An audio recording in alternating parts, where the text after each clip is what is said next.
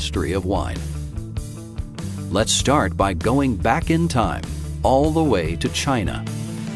We begin around 6000 BC.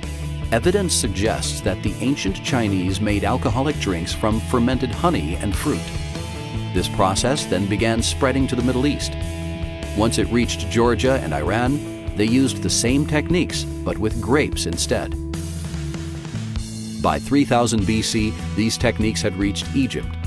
Evidence suggests that the ancient Egyptians may have been the first wine experts, as they were the first to label their wine jugs with the year and the winemaker's name.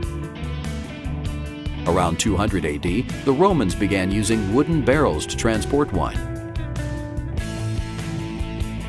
Around 1000 AD, the Château de Goulin was built in France.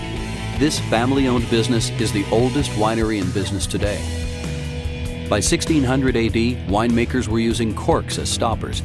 Stronger glass bottles were also made, which allowed wine to be stored for longer. This made transporting wine easier. In 1830, the first modern wine bottle was manufactured, in the shape we're all familiar with today. In 1864, Louis Pasteur proved that yeast is responsible for the fermentation process. This was an important discovery. Before this, no one really understood how grape juice became wine.